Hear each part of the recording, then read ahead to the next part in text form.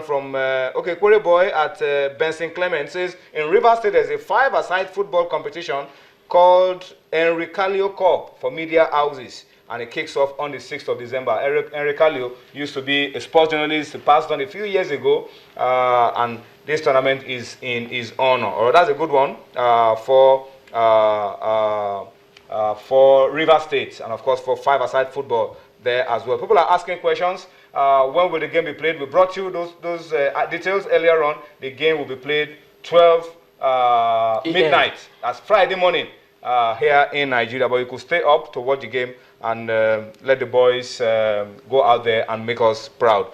Okay, I think it's time for us to tell you just my parting shot before I leave. Yeah, it has to be on the FIFA ranking.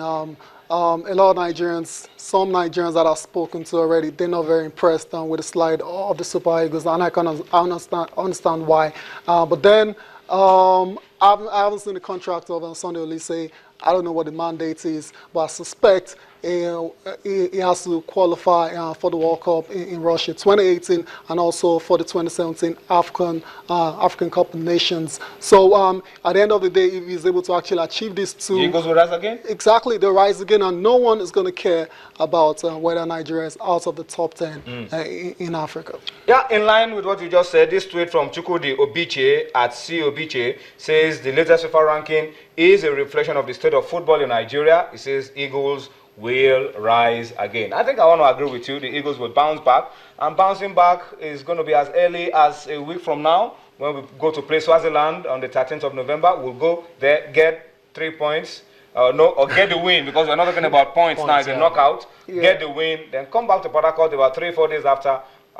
Seal it up with another win. All right, that's how to bounce back. And I'm sure the Eagles will surely bounce back. You're sounding too confident. Yeah, I'm confident the boys will do the job. Let's go on a quick break now. When we return from the break, we'll be hooking up with Sonny Young, and then Femi Adefeso will also be joining us on Sports Tonight. Join us again.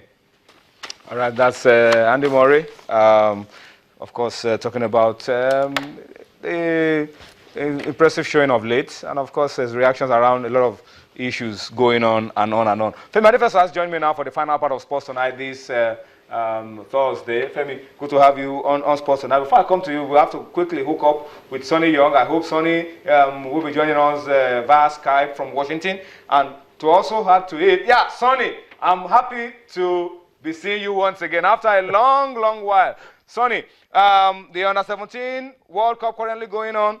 Mali just equalized. Is Mali 1, Belgium 1? Are you, like the rest of us, seeing an All-African final? Fingers crossed, Toy. Fingers crossed. I would love to see an All-Africa final between Mali and those Golden Eaglets. Quick shout-out for Victor Osimhen. I think he has 8 goals. 8 goals in the tournament so far, Toyin. So it'd be nice to see him bag a few more against the Mexican boys later tonight. And I know a lot of your viewers are going to stay up and watch that match. Should be very exciting. Well, so I think the Nigerian boys going for number 5 in Chile. Yeah, so we're expecting 5-star performance tonight so that we could be going into the final and then they win it for the 5th time. But Sonny, what's going on? Let's talk some basketball now. What's happening to Washington Wizards, Sonny? Yeah, lots of excitement here, Toyin. On Wednesday night, the Wizards scored biggest victory of the year. I know that the season is very young. They beat the San Antonio Spurs 102-99. Bradley Beal hit a 3-point shot with only a second left in the game to lift the Wizards to victory. Beal is one of the rising young stars in the NBA, Toyin. He's led the Wizards in scoring in all 4 of their games. He's averaging about 25 points a game. They got an excellent backcourt with John Wall and Bradley Beal. So go Wizards! Yes! It's early, though, Toyin. It's very early.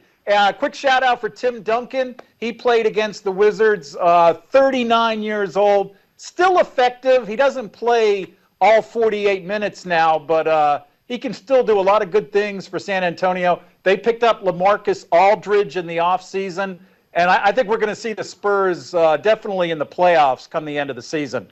Well, Sonny, before I allow you to go, yeah, it's early days, but what signs are you seeing? I mean, we know that what you see at the beginning of the day usually will decide how the day will go. What are you seeing this season?